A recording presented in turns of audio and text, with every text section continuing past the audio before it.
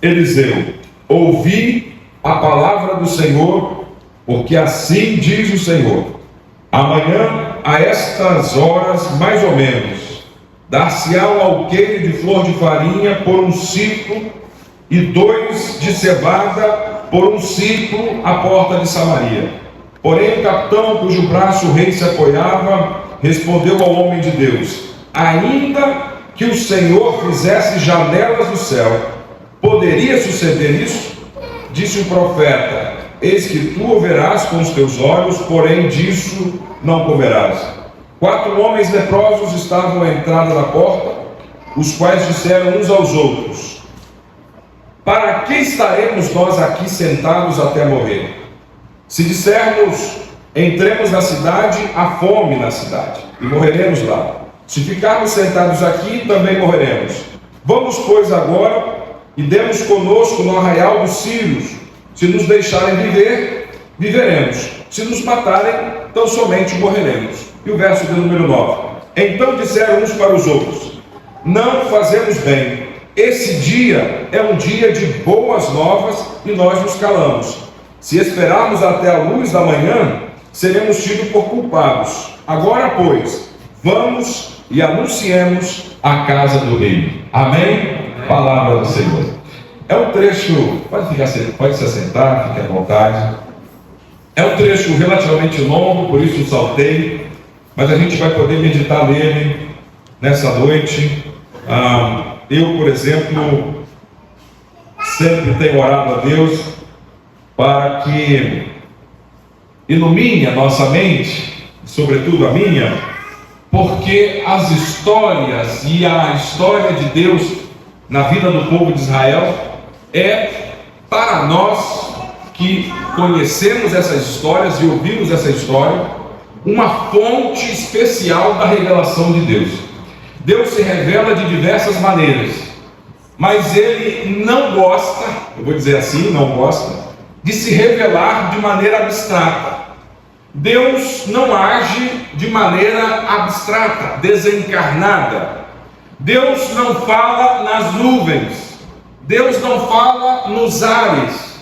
Deus escolheu agir na história, entrando na história, participando da vida das pessoas. Começa com: se Deus quisesse salvar o mundo inteiro, e Ele é poderoso para fazer isso, bastaria falar desde os céus, e todas as nações do mundo ouviriam Deus na sua própria língua. Deus falaria: olha só, gente, a situação é essa, vocês devem fazer isso. E se Deus agisse de maneira abstrata, se Deus agisse de maneira desencarnada, Ele falaria por princípios, Ele falaria por meio de conceitos, de teorias. Mas Deus escolheu falar na história, entrando na história. E foi por isso que Ele enviou Jesus Cristo em pessoa, em carne e osso, conviveu entre nós e disse: é possível, vivendo na carne, agradar a Deus. É possível, vivendo na carne, você ser uma pessoa cujo mundo possa olhar e dizer: ali tem algo especial, ali tem uma experiência possível da parte de Deus. Então Deus podia falar no céu? Pode, até hoje Ele pode, mas Ele escolheu agir na história. Ele entra, Ele participa conosco, Ele habita no nosso coração. Deus poderia falar aqui no alto, no templo, mas Ele escolheu habitar o nosso coração, e Ele fala conosco. No caso de Israel, Ele escolheu uma nação, não porque Israel fosse bonita, não porque Israel fosse perfeita, ou fosse mais dedicada, ou esforçada, não. A Bíblia diz que Deus escolheu Israel porque Israel nem existia. Isso é, Deus não escolheu Israel porque Israel tinha algo especial. Eu gosto sempre de dizer isso. Quando Deus escolhe a gente, não é porque nós temos algo diferente na nossa família. Tem gente que fala assim: não, lá em casa, todo mundo, ninguém quer saber nada de Deus, só eu que sou convertido lá em casa, e ninguém quer saber nada. E eu gosto de pensar o seguinte: você sabe por que Deus começou a salvar na sua família por você? Você sabe por que você é o único que Ele é salvo na sua família? Porque você é o mais complicado que tinha. Você era a peça mais difícil que tinha. Aí Deus vai lá e fala assim: eu vou salvar essa daqui, e todo mundo vai saber que eu posso salvar qualquer um. Deus salva você não porque tem algo especial. Eu sempre fui diferente. Não, é porque se a gente não tivesse na presença de Deus, a gente seria terrível, irmão. E Deus, já sabendo disso, falou: eu vou salvar. E nós estamos aqui, irmão, não por mérito nosso, não porque nós somos bons, mas porque Deus é bom, porque Ele escolheu agir em nosso intermédio. Aí as pessoas olham: olha só, a vida está difícil, mas quando eu vejo fulano, que maravilha, Deus é bom mesmo. Porque aquele dali, quando era pequeno, aquela dali, meu Deus, já passou tanta luta, era para ser uma pessoa revoltada, era para ser uma pessoa assim, mas ela está ali, ó, glorificando a Deus. Já passou por tanta coisa ruim na vida, mas olha ali, de pé, glorificando a Deus. Outras pessoas teriam estacionado, outras pessoas teriam desistido, mas você está de pé na presença de Deus. Aleluia. Então Deus olha para Israel e falou: vocês não são ninguém, então eu vou começar por vocês. A Bíblia diz que, quando você olha os hebreus, a Bíblia diz que Deus se identifica: eu sou o Deus dos hebreus. A palavra hebreus na Bíblia não é uma etnia. Etnia, nação, povo, seria, no caso, judeus, israelitas. Isso seria uma etnia, uma nação, um povo. Agora, hebreus é uma expressão que na Bíblia e no mundo antigo significava povo pobre, ralé. A expressão que a gente usa hoje, ralé, a ralé. Então, os hebreus, por conta dos egípcios, eles foram chamados, os judeus foram chamados de ralé. Esses são hebreus. Isso é gente que não tem casa, isso é gente nômade, eles vivem cuidando de ovelha, eles não têm rei, eles não têm palácio, eles são hebreus. Aí Deus aparece e fala assim: eu sou o Deus dos hebreus. Você não vai encontrar na Bíblia Deus dizendo: eu sou o Deus dos reis, eu sou o Deus dos palácios. Não, eu sou o Deus dos hebreus. Aqueles que não são, Deus escolhe para confundir as coisas que são. As coisas que estão enfermas, doentes, as coisas que estão quebradas, Deus escolhe, restaura e disse: a glória é minha. É Ele quem faz. Essa é a estratégia de Deus. Ele pega, restaura. Israel não era povo, e Ele transformou em um povo. Israel não era nação, Ele fez deles uma nação. Israel não era valorizado, Ele fez eles serem valorizados. E até hoje estão aí, sendo valorizados mundo afora. Então, quando você olha para a história de Israel, não é porque Israel era especial, que Deus agiu neles. Então a gente vai ler a história de Israel e vai valorizar a história de Israel, não por eles, mas por aquilo que Deus fez. Não é que o judeu tem algo especial. O judeu, irmão, é tão pecador como qualquer um de nós. Não existe nada de especial com o judeu. O que existe de especial é a ação de Deus sobre a vida dele. E a ação de Deus sobre a vida do judeu pode ser igual ou até maior na sua vida. Então, se eu estou atendendo os planos de Deus, Ele vai agir tão poderosamente quanto age na vida de um judeu. Isso é, Ele pode fazer, porque Ele é poderoso para agir. Amém? Glória a Deus. Então, quando a gente se concentra nas histórias em Israel, essa é a principal razão. É a primeira e principal razão. Porque Deus está agindo ali. E a gente precisa estar atento aonde Deus está agindo. Às vezes a gente está orando por algumas coisas, ou a gente está pedindo por algumas coisas, estamos insistindo com outras coisas, mas a gente não está percebendo onde Deus está agindo. Porque onde Deus está agindo já é uma resposta para você. É lá que eu quero você. Se Ele está agindo ali, Ele está te chamando: vamos para lá, vamos se unir à minha ação. Se você está vendo os músicos sendo movimentados por Deus e Deus está batalhando e está mexendo com os músicos, então é na música que Deus está chamando a gente. Quando você começa a ver gente se converter, é no evangelismo que Deus está chamando a gente. Quando você vê a ação de Deus, Ele está chamando você para lá. Não adianta você querer usar a oração, ou a consagração, um jejum, para fazer Deus mudar de ideia. Porque Deus, irmão, não muda de ideia. Deus não muda por conta de nós. Deus não muda, irmão. Por quê? Não porque Deus seja alguém caprichoso, alguém assim, insistente, que não quer te ouvir. Não, não é por isso não. É que Deus olha para você e fala: meu filho, você está me pedindo o que mesmo? Aí você faz todo o seu pedido de novo: Senhor, eu te peço isso. Fala: não, meu filho, eu não vou te dar isso não. Aí você fala: mas Senhor, quando a gente ouve um não de Deus, porque o silêncio de Deus também é um não. Você conversa, os filhos falam com a mãe: mãe, eu quero comprar chocolate. A mãe fica em silêncio. O que ela está dizendo? Não vou comprar, filho. Aí quando Deus fica em silêncio, significa o não. Aí a gente fala o quê? Tem que orar mais. Não tem que orar mais. Você tem que aprender a receber o não. Glória! Porque se Deus diz não, é não, irmão. Não porque Deus não queira te abençoar, é que Deus está dizendo: isso é pouco para mim. Os meus planos para você, isso é pouco. Imagina alguém na década de 80, 90, que orava a Deus: Senhor, eu quero trabalhar na Braspérola. O meu sonho é trabalhar na Braspérola, Senhor. Eu quero. Passa hoje lá em Viana. O que é Braspérola? Era o sonho de muita gente, era a oração de muita gente. Acho que eu percebi. Fui eu, hein? Era o sonho de muita gente, irmão. Era o sonho de muita gente trabalhar na Braspérola. Assim como era o sonho de muita gente casar com aquele varão, com aquela varoa. Aí você passa 5, 10 anos depois, olha, Jesus, que livramento.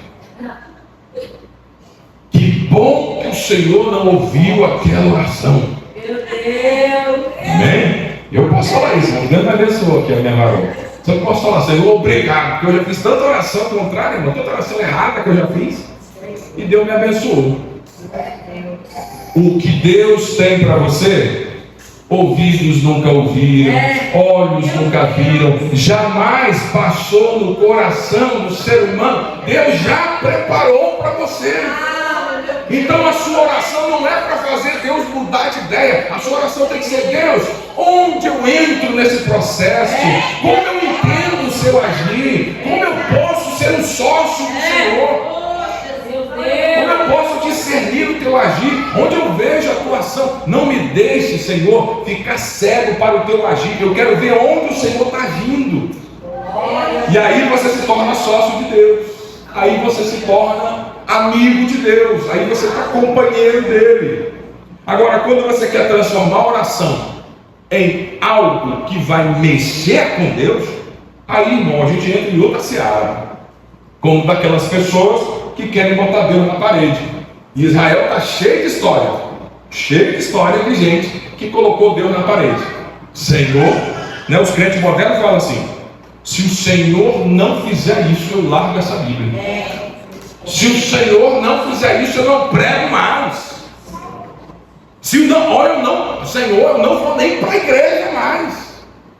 E aí, irmão, acho que Deus ficou olhando no céu assim: essa pessoa não entendeu o processo, né? Essa pessoa não entendeu.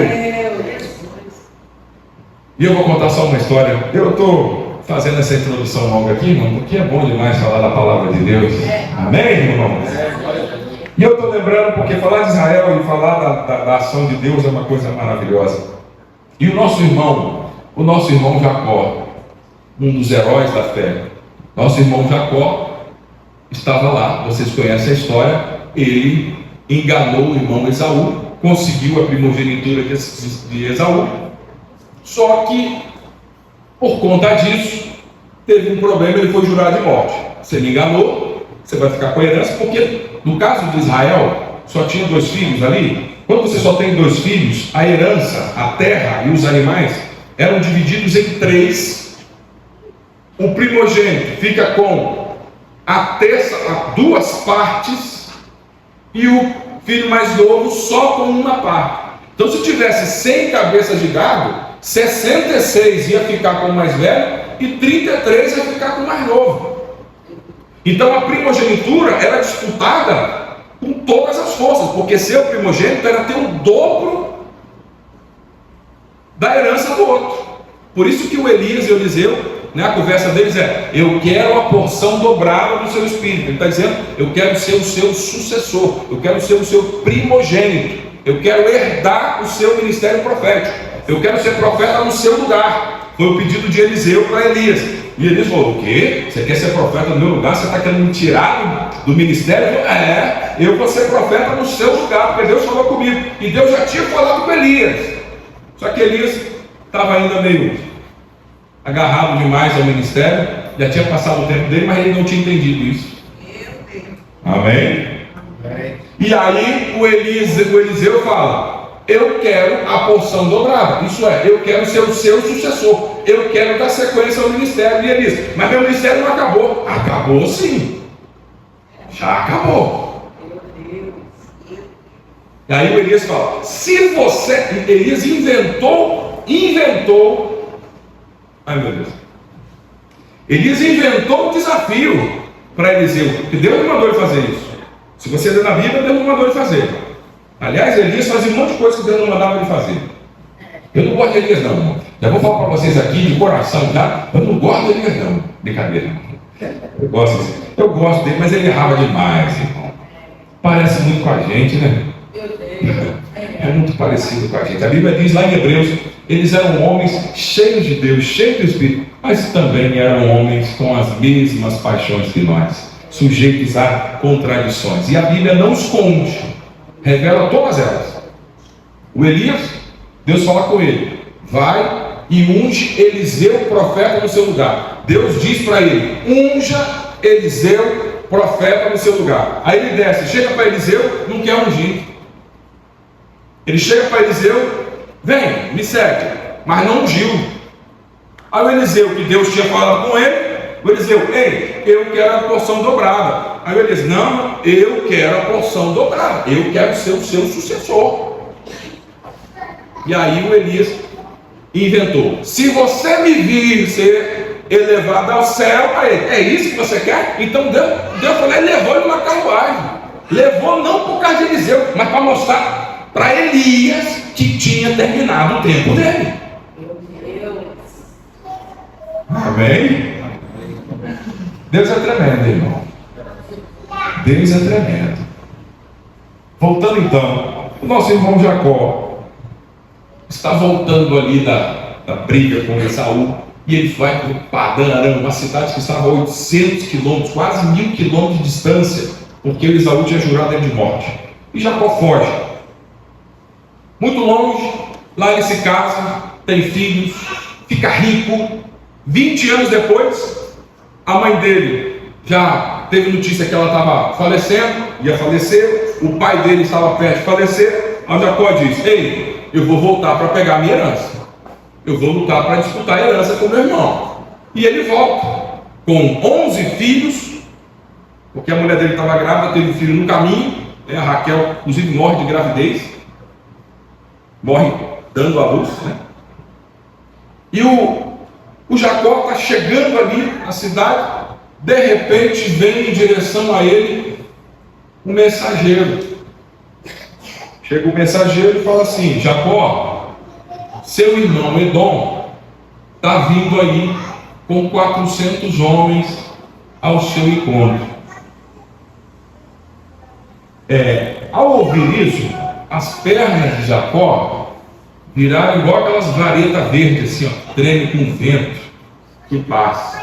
O homem perdeu o chão. Por quê? Se você ler capítulos anteriores do livro de Gênesis, capítulos anteriores, você vai encontrar a Bíblia dizendo o seguinte: 4 reinos lutaram contra 5 reinos, isso é, 9 reinos em guerra. 9 reinos. E aí levaram Ló, a família dele, deu aquela guerra toda. A Bíblia diz que Abraão pegou 318 homens e foi lá e venceu os 9 reinos. Então Abraão, com 318 homens, vence 9 reinos. Capítulos na frente, o Jacó recebe a notícia: seu irmão está vindo com 400 homens. Com 318, o Abraão tinha vencido 9 reinos, com 400 homens, o que o Esaú ia fazer com Jacó? E aí o Jacó olhou, fez as contas e falou: não dá para mim não. Aí ele pega, dividiu a herança dele, os animais, as posses que ele tinha, e foi dando a herança para cada um dos filhos. Distribuiu as esposas e tal, e falou: olha, cada um vai para um lado, presentes. Se vocês encontrarem meu irmão Esaú, dê presentes a ele, tenta convencê-lo de alguma maneira. E se ele resolver dar cabo de vocês, ele vai achar que exterminou a minha herança, portanto não vai ter ninguém para tentar pegar a herança. Quando eu chegar depois eu me resolvo com ele. Mas o Jacó, ao invés de enfrentar o irmão, mandou as esposas e os filhos resolverem. Eu fico também chateado com o Jacó, irmão. Já estava chateado com Elias, agora é chateado com o Jacó. Que ele não foi. E Jacó está na galeria dos heróis da fé. Irmão, se esses homens chegaram lá, nós vamos chegar também, amém? Esses homens estão cheios de problema, Mas eles chegaram lá, eles foram elogiados, irmão. Então a gente, quando você estiver se sentindo mal, não perca a esperança não, irmão. Ainda tem chance para você. Deus está aqui te fortalecendo, dizendo: meu filho, minha filha, vamos para frente. Nós vamos vencer. Amém? O nosso nome está escrito no livro da vida. Nós não vamos parar nessa caminhada. E aí o Jacó, errando, distribuiu os filhos presentes com medo do nosso irmão Esaú, que no caso era irmão de carne dele. E ele então passa o vale e fica escondido no vale, para o irmão dele não encontrar de jeito nenhum. Só que deu meia-noite, o medo pegou firme, a covardia pegou. Esse homem não sabia o que fazer. No desespero dele, o que Deus faz quando você está mais desesperado? Te abandona? Não. Deus foi ao encontro de Jacó. No momento que a gente está mais aflito, você acha que não tem nada, Deus vem ao seu encontro. É uma mensagem, é um louvor, é uma visita, é um telefone, é alguém que aparece. Deus manda alguém ao seu encontro. E Deus então envia um anjo e vai até Jacó e falou: Jacó, fortalece na fé, Jacó, não vai desfalecer, vai dar tudo certo, você vai voltar, vai encontrar seu irmão. E o anjo ficou a noite toda conversando com Jacó, mas Jacó tinha perdido a fé, irmão. Jacó tinha se dado convencido. Jacó desfaleceu, Jacó não conseguia mais crer. E o anjo passou a noite toda, já foi dando a alva, o dia estava clareando. Aí o anjo falou: olha, eu tenho que voltar, eu não posso passar o dia todo com você, eu não posso passar a semana, eu não posso passar um mês. Você tem que tomar uma decisão. Em algum momento você tem que dizer: eu creio na palavra de Deus. A palavra de Deus é suficiente e ela vai me manter de pé. Em algum momento você tem que afirmar: acabou essa luta, eu não vou ficar prostrado, eu vou seguir a minha caminhada. Eu tenho. Em algum momento você tem que declarar. E Jacó não conseguia. Aí o Jacó falou: eu quero uma prova de que Deus vai. Aí o anjo: não, você não precisa disso. Parece os crentes de hoje, né? Se Deus não revelar o CPF, se Deus não dizer o CEP da sua casa, se Deus não dizer o que você pensou de manhã, a gente não acredita. Meu Deus. Sabe qual é o problema disso? Se Deus precisa gritar o seu nome, se Deus precisa dar provas para você, é porque você está longe dele. Meu Deus, É porque você não está crendo nele. Se você precisa de prova para crer, é porque a sua fé acabou. Aleluia! Deus está querendo intimidade no seu coração. Ele quer soprar, ele quer que você entenda que ele está falando com você. Ele quer olhar para você e ele quer que você entenda: eu te amo, meu filho, eu te amo, minha filha, eu não vou te deixar, eu não vou te abandonar, eu estou com você. Aleluia! Nós não precisamos de provas, 1, 2, 3, 4, não precisamos de provas. Nós temos a fé, nós temos a certeza das coisas que ainda não estão diante de nós, mas elas vão se realizar. E aí, o nosso irmão Jacó não tinha jeito, irmão. Sabe aquele carro velho que a gente bota a chave e não pega, aí vai dando aquele desespero, meu Deus, você quer gasolina? Aí você fica desesperado, meu Deus, aí não pega, o Jacó não pegava. Aí o anjo falou, Jacó, não, Jacó creia, Jacó não conseguia, Jacó creia. Aí o Jacó colocou Deus na parede. Desliguei de novo, eu estou desligando esse microfone. Fui eu, de novo. Demora um pouquinho, depois você desliga. Está aceso. Ele quer fazer o pastor Lucas levantar. Muito bem. Só continua. Meu irmão, você não precisa de evidências. Você não precisa. Se você precisa de evidências, então é intelecto, não é fé. Se você precisa de prova, então é um tribunal que você está, e não na igreja e diante de Deus. Você precisa é de confiar em Deus. Confiar. Mas o Jacó não podia. Ele disse, eu quero uma prova de que eu vou prosperar. E aí o anjo falou, rapaz, você não precisa disso. Insistiu, não teve jeito. O anjo foi lá e feriu a perna de Jacó. E a Bíblia diz que Jacó mancou o resto da vida. A grande pergunta é, estava no plano de Deus ferir Jacó? Não. A ferida em Jacó, e não foi uma ferida que sarou no dia seguinte, a ferida para a vida toda foi pela falta de confiança dele. E sabe o que a gente faz? Hoje, a gente faz hino, ensinando a igreja a botar Deus na parede. Jacó segurou o ramo, já agarrou o ramo e não quis soltar. E a gente ensina para as pessoas a botar Deus na parede. Faz igual Jacó. Não faz não, irmão. Não faz não, que vai dar problema para a sua vida. Não faz não, porque a espada de Deus chega também. Não faz não, porque Deus chega. Meu filho, tem limite. Olha só, creia. Não dá. Então vamos lá. Parece que a gente só quando dói na carne que a gente se mexe. Só quando falta o dinheiro que a gente se mexe. Só quando não tem saída nenhuma que a gente fala, agora não tem outra chance a não ser acreditar. Não precisava disso. Por que não acreditamos logo no início? Porque a gente não acredita logo. Tem que esperar zerar tudo. Glória a Deus. Deus está querendo de você um pouco mais de confiança. Ele quer que seu coração esteja mais disposto. A gente vai oscilar na fé. Todo mundo oscila, não tem jeito. Ninguém consegue se manter numa crescente. Todo mundo oscila. Tem dia que você acorda crente, que é uma beleza.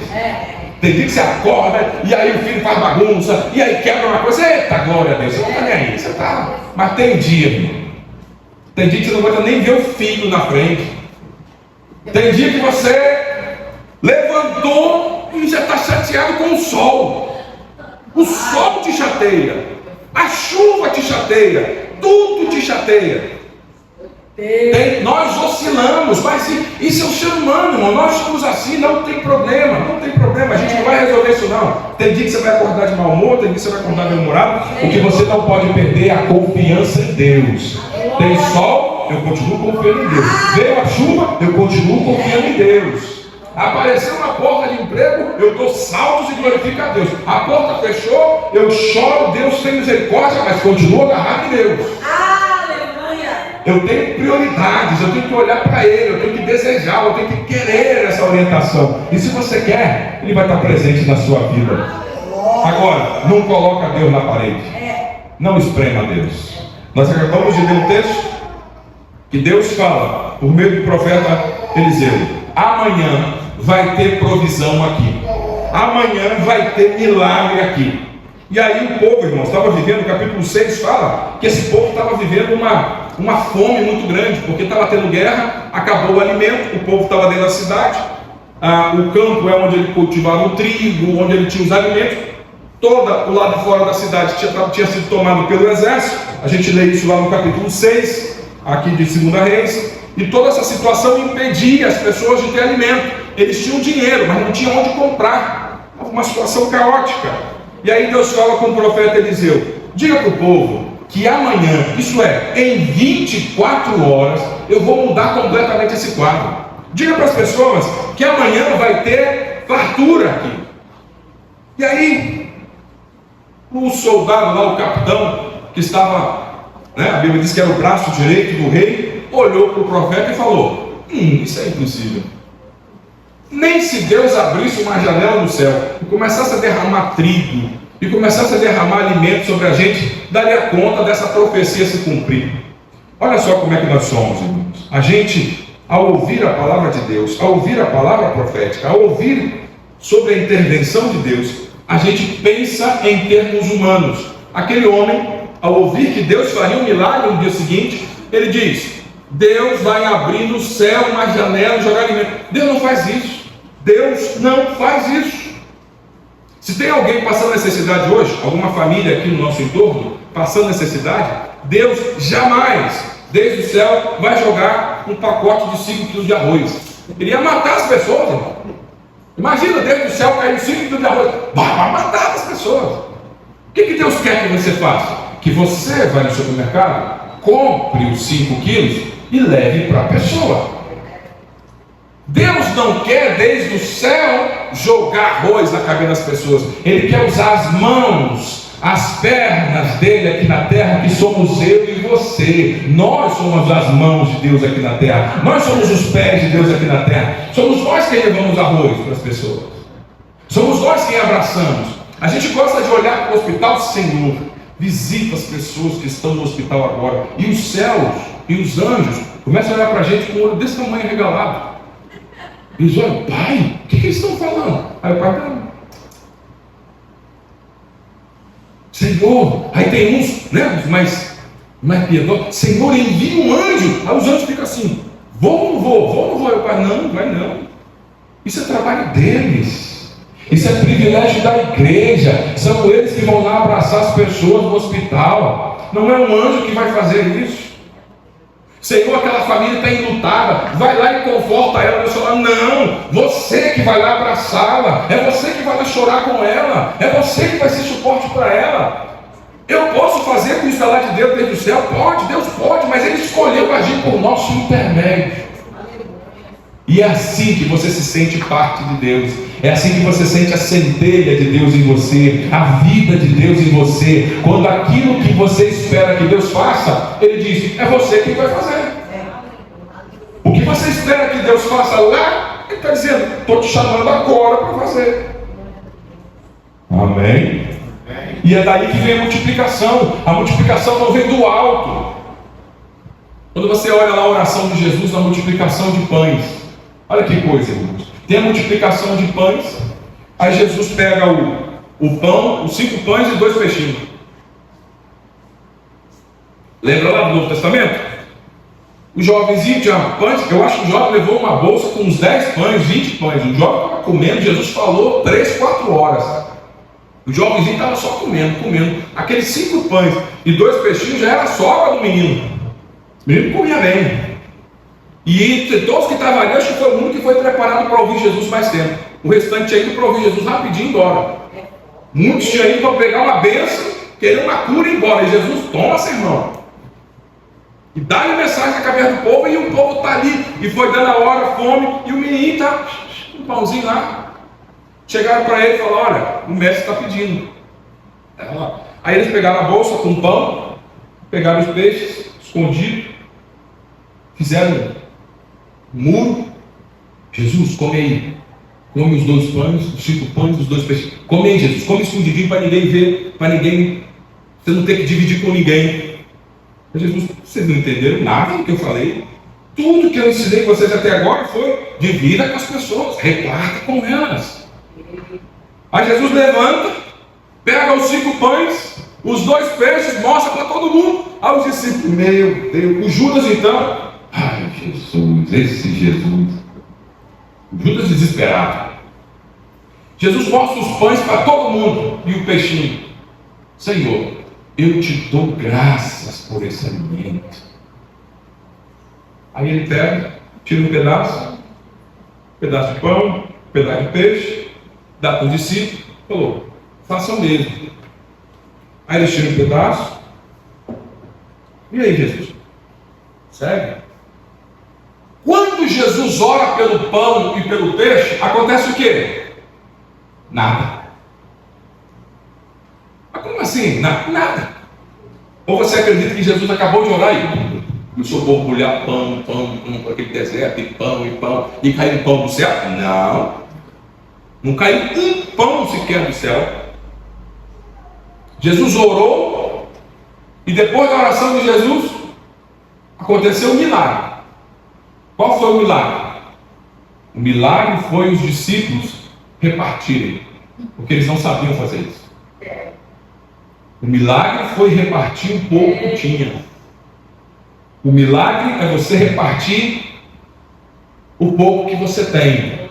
O milagre é você colocar o seu patrimônio, ainda que pouco, à disposição do outro, para ser hospitaleiro, para chamar para um almoço, para chamar para um café, para abençoar aquele que não tem. O milagre é você repartir. Não é um pão que vai brotar na casa de ninguém. E quando eles vão partindo, aí o milagre acontece. O milagre acontece na mão dos incrédulos. O milagre não acontece na mão de Jesus. O milagre acontece quando eles começam a repartir. E ele vai repartindo. E vão alimentando 5, 10, 15 mil pessoas. Quantos estivessem ali, todos iriam comer no repartir. Amém? Deus não trabalha abrindo janela no céu. Deus não trabalha assim. Não é o agir de Deus. Deus não é mágico para enganar todo mundo, botar um lençol para cá, para lá, tá. Porque mágico, ele fala assim, olha para cá. Aí você olha para cá e ele está mexendo aqui, ó. Mágico é manipulador. Deus não é manipulador. Deus, ele chama cada um de nós para estar com Ele. E quando você está com Ele, você experimenta um milagre na sua vida. E é você o instrumento de cura, é você o instrumento de restauração, é você o instrumento de transformação, é você quem vai fazer a diferença, porque Deus está na sua vida. Aleluia. Louvado seja o nome do Senhor. Mas aquele homem, aquele capitão, não entendia isso. E tal como ele e muitos de nós, a gente continua esperando que Deus faça algo completamente desvinculado dos outros. A gente quer um milagre, a gente quer, tal como a salvação, a gente quer chegar para uma pessoa, repete comigo, eu aceito Jesus como meu Salvador. Amém. Você está salvo? Não. Salvação não é magia, não. Salvação não é repetir palavras mágicas. Salvação é conduta. É o que você vai fazer depois que você sair daqui. Como que você vai amar o outro? Como você vai acolher o outro? Como você vai perdoar o outro? Como você vai caminhar com aquele que te fez caminhar 1 quilômetro? Você vai fazer o quê? Vai caminhar o segundo. Por que eu vou caminhar o segundo quilômetro com a pessoa? Por que eu vou andar a segunda milha? Porque eu quero convencê-lo de que ele precisa de Deus. Eu preciso convencê-lo. Eu não vou entregar ninguém. Alguém está te prejudicando. Seu vizinho com som alto. O que a gente vai fazer? Do fundo do coração, Senhor, né? O que a gente faz? Senhor, queima aquele som, meu Pai, manda fogo, queima tudo, meu Deus. Senhor, um pico de energia, usa a EDP Celso agora, Senhor. Essa é a nossa oração, é o que a gente faz. O que Deus espera que você faça? Senhor, transforma aquela vida, coloca ele lá no primeiro banco da igreja dando glória, batiza ele no Espírito Santo. Eu quero ver aquele homem pregando, Senhor. Aí o seu som lá vai diminuir. Você não tem que desejar mal para ninguém. Deseja a transformação dele. Seja você o instrumento de Deus para ele. Glória. Mas qual é o problema, irmão? É que quando a gente está em casa, o nosso vizinho está lá, aí você chega para ele e fala, vamos lá na igreja.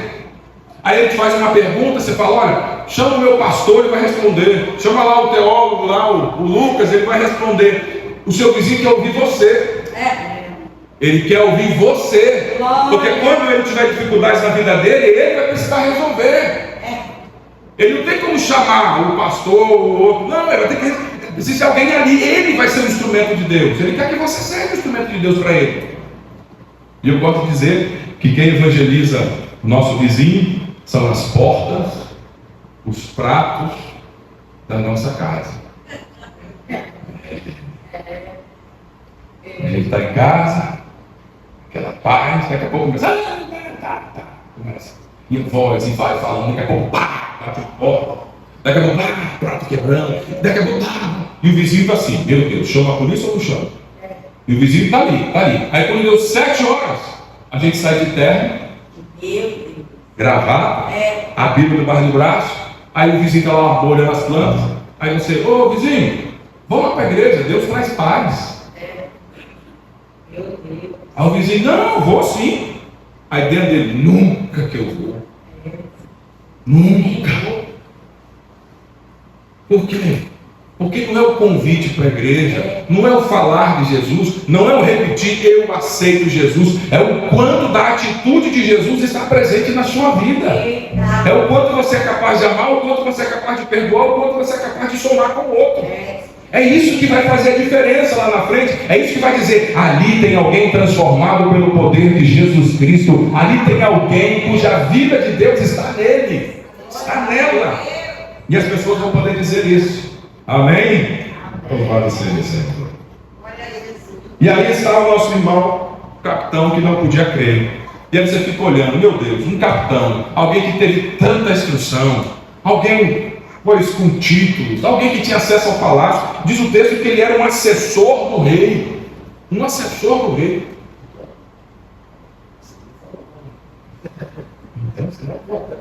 Aí, o que acontece?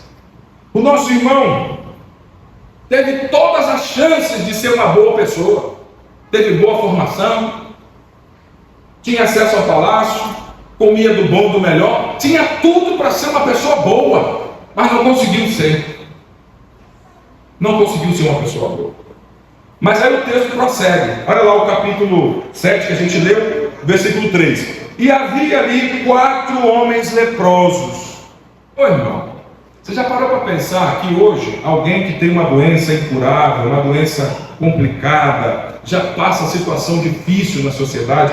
Agora imagina naquela época antiga, alguém que tinha uma doença terrível, como era o caso da lepra. Ele perdia a esposa ou o esposo, ele perdia o convívio com os filhos, ele era expulso da cidade, ele ia morar como um mendigo do lado de fora. Não era mendigo na rua, era mendigo do lado de fora da cidade. Ele não podia se aproximar de ninguém. Se ele tivesse parado em algum lugar e alguma pessoa tivesse vindo pelo caminho, ele tinha que gritar, eu sou leproso, para a pessoa não se aproximar dele. Porque se alguém se aproximasse e descobrisse que ele fosse leproso, ele podia ser condenado à morte por isso, que estaria tentando disseminar a doença para outras pessoas. O leproso era alguém que era jogado para morrer. Leproso não era ninguém naquela sociedade. Só que diz o texto que havia 4 leprosos. E esses 4 leprosos estavam ali na frente. Daqui a pouco Deus fala assim, ei, o capitão não quer abrir o coração para eu usar. Os soldados não estão preparados. Os músicos não estão. As pessoas sãs não estão. O que ele fez? Chegou no leproso. O Espírito Santo aterriza no leproso e fala, ei, estou chamando vocês para uma grande obra. Irmãos, a Bíblia diz que Deus é campeão em fazer isso. Pegar as coisas que não são e transformá-las. Pegar as coisas enfermas. Você pega um trauma forte que você passou na vida, você fala, meu Deus, eu nunca vou recuperar disso. Aí Deus vai usar você para sarar outras pessoas. Você ficou internado 30 dias, quase à beira da morte. Você fala, meu Deus, eu não quero nunca mais ouvir falar de hospital. Aí Deus fala com você, não, é lá que eu quero que você vá para ajudar as pessoas que estão desenganadas. É lá que eu quero você para dar força. Você vai dizer, eu passei por isso, mas Deus me deu vitória e eu estou aqui. As suas feridas, as suas chagas, as suas cicatrizes, Deus usa para curar outras pessoas.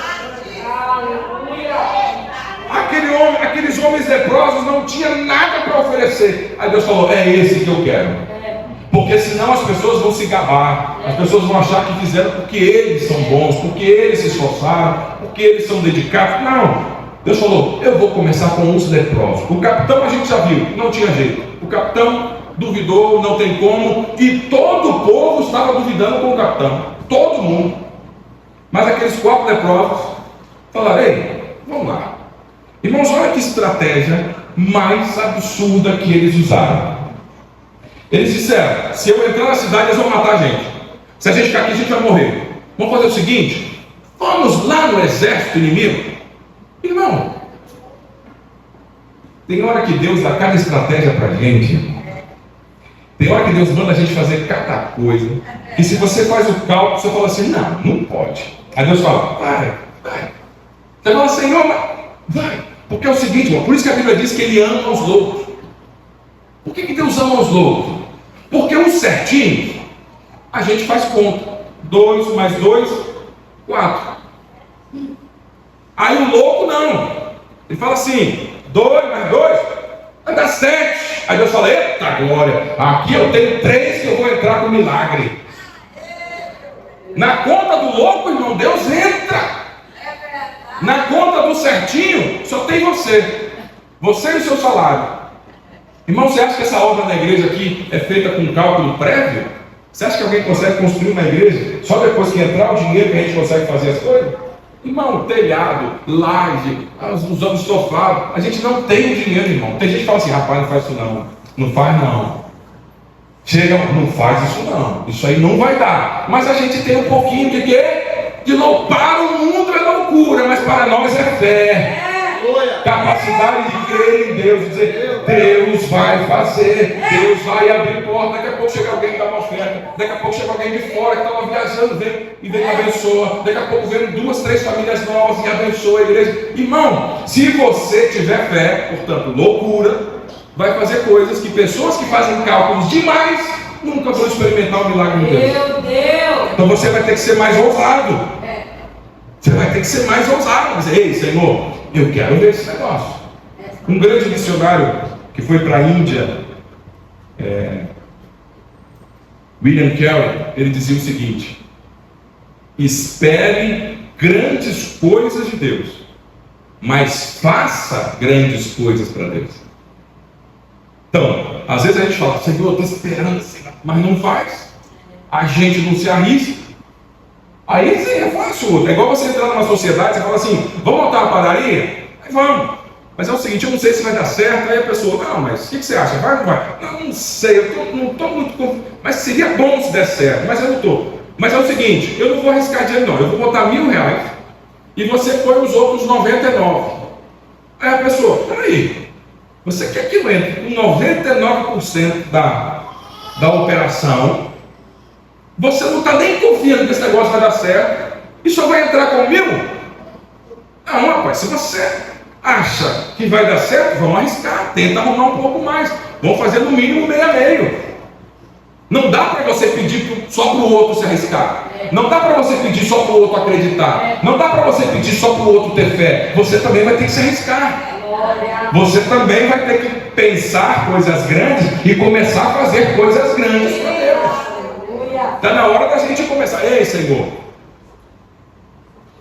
eu e minha esposa, nós fizemos um curso de missões e a gente estava empolgado. Nós éramos noivos de casado, né? Em 98 a gente casou, estava fazendo esse curso de missões e nós colocamos no coração o desejo de ser missionário. Aí fomos falar com o nosso pastor. Aí o nosso pastor, meus filhos, eu 18 anos, né? 18, 19 anos. Ah? Sim, mas nós tínhamos 20 na época, né? Nós casamos. 20. Ela 21 e eu 20. Entenderam aí o mistério? Ele era assim, parece que ele é mais nova que eu, né? Porque Deus conservou, irmão. Aqui o tempo desgastou, o tempo pegou firme aqui, irmão. E os cabelos se revelaram, aí o negócio ficou mais difícil, irmão. Mas aí, nós chegamos para o nosso pastor e falamos, pastor, nós queremos ser missionário. Ele falou, onde é que vocês querem ir? Nós vamos para a Bolívia. Aí o pastor, meu filho, não tem dinheiro para isso. É muito arriscado. Eu falei, pastor. E aí, não. Nós continuamos trabalhando. Continuamos conversando com a igreja, toda a chance que nós tínhamos. Irmão, nós queremos ser missionários, vamos para a Bolívia, nós vamos pregar, nós vamos para a Bolívia. Daí a pouco a igreja falou, eles estão falando sério. A gente achou que eles estavam brincando. Eles estão falando sério. E a gente começou a vender nossas coisas. Anunciamos um bazar, começamos a vender as coisas de casa, nós vamos para a Bolívia. Aí o pastor, é sério mesmo? Eu falei, pastor, nós vamos para a Bolívia, nós vamos ser missionários lá. O pastor falou, tá bom, meu filho. E aí ajudou, a igreja resolveu dar uma ajuda esporádica para a gente ir lá, a igreja manteve uma ajuda de custo, e nós ficamos 4 anos e meio na Bolívia, como missionários. Nós dois. E eu digo a vocês que foram os melhores anos da minha vida.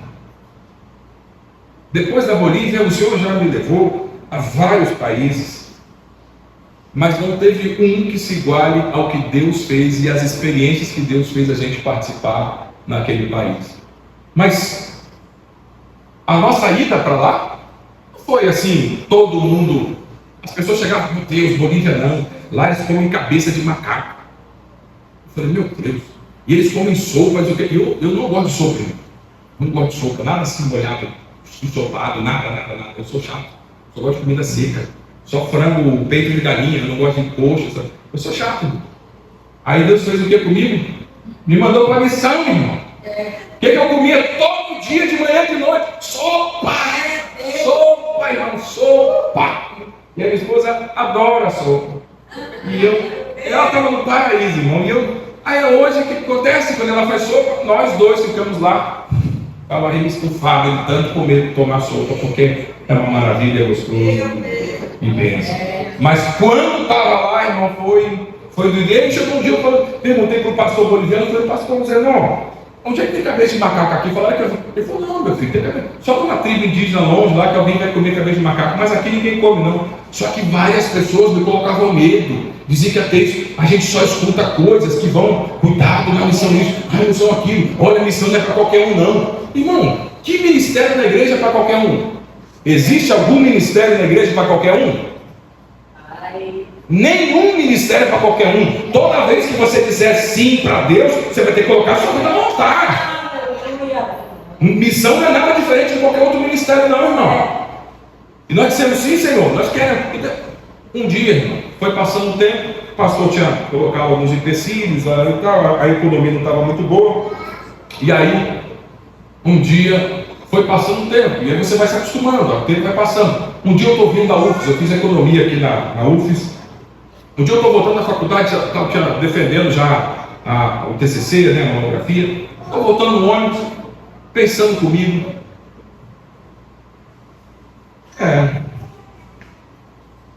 Bom, né?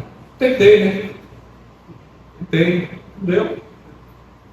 E aí começa aquele diálogo. A gente entende que é Deus falando conosco. Para as outras pessoas, você está ficando doido, conversando com você mesmo. E Deus começou a falar comigo. Quando é que você vai? Quando é que você vai tomar a decisão para ir? Você vai ficar olhando para... Quando é? E eu comecei, mas Senhor, eu estou terminando o curso, mas Senhor, eu não casei há pouco tempo, Senhor, aí a gente vai dando desculpa, eu tenho um filho pequeno, Senhor, meus filhos estão na escola, Senhor, meus filhos estão grandes, eu tenho que casar, mas eles têm um neto agora, e a gente nunca vai. Sempre tem uma desculpa para não. E eu, mas tudo bem, deu o meu ponto, eu desci. Quando eu desci, tinha um carro atravessado assim, na calçada, de tal forma que quando eu desci do ônibus, eu não conseguia passar, tinha que esperar o ônibus sair para contornar o carro e seguir meu caminho. Mas aquele carro que estava mal estacionado, tinha um adesivo nele, um plástico, escrito bem assim: quem não tem tempo para Deus, vive perdendo tempo. Irmão, quem não tem tempo para Deus, vive perdendo tempo. Eu olhei para aquilo, disparei para minha casa, cheguei para minha esposa e falei: Silvia, em dezembro nós estaremos na Bolívia. Aí Deus me deu uma companheira que também não é muito certa, né? Aí ela falou: tudo bem. Ela falou: é mesmo? Então tá. No dia 15 de dezembro nós desembarcamos na Bolívia. 2001, ficamos até 2006. Porque Deus vela pela sua palavra. E se você ficar esperando, se você não colocar prioridade, se você não tiver ousadia, ficar esperando abrir janela no céu, ficar esperando Deus falar da nuvem, ficar esperando Deus dizer seu CPF, ficar esperando Deus te dar provas para cá e para lá, você nunca vai fazer o que Deus espera que você faça. E além de não fazer, vai atrapalhar os planos de Deus. Pode deixar pessoas famílias podem deixar de ser abençoadas se você não se dispuser a fazer o que Deus está esperando. Qual foi o resultado? Aqueles 4 leprosos saíram. Diz o texto, vocês vão ler em casa com mais calma. Diz o texto que quando esses homens estavam chegando ao acampamento, a Bíblia diz: e Deus fez ouvir o barulho do andar daqueles 4 homens. Deus fez ouvir o som de um exército. E os inimigos, os sírios, estavam acampados, e eles ouviram a terra tremendo. Eles falaram: ei, o rei de Israel alugou o exército, está vindo um monte de gente, vamos embora. E eles fogem. 4 leprosos, veja, pessoas fracas, doentes, sem forças, mas cheias do poder de Deus. A gente não vai na nossa força, a gente não vai na nossa sabedoria, a gente vai cheio da sabedoria e do poder de Deus. E não importa se é leproso, não importa se é doente, não importa se sabe, se não sabe, se é novo, se é velho, se é casado, se é solteiro, se é adolescente, não importa. Se você ouvir a voz de Deus, você vai fazer a diferença onde você chegar. Porque não é o seu passo que está chegando ali, não é a sua força que está chegando ali, são os exércitos de Deus na sua vida. E quando eles chegaram, tinha fartura de mantimento. Quando eles chegaram, tinha tudo. Aí eles foram na tenda e falaram: ei, não podemos guardar isso para nós, vamos anunciar para todo mundo. Aí eles vêm, anunciam, e a cidade inteira, em 24 horas, recebeu toda a provisão que Deus havia prometido na palavra do profeta. Então, a provisão não veio do céu, ela veio da própria terra. A resposta que você está procurando: eleva meus olhos para os montes. De onde virá? De onde? Meu socorro não vem dali. Meu socorro não vem do monte. Meu socorro não vem do gerente. Meu socorro vem de Deus. E Deus usa quem? Usa pessoas, seus irmãos, o pastor, a igreja, sua família. Deus vai usar pessoas.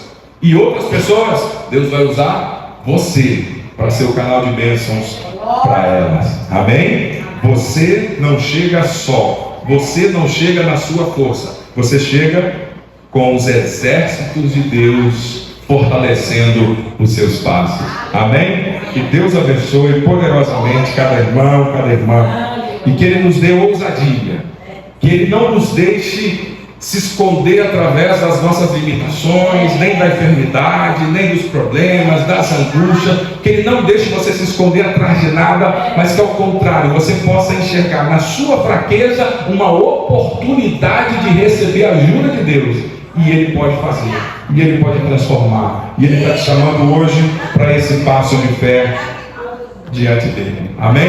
Que Deus abençoe os irmãos, em nome de Jesus.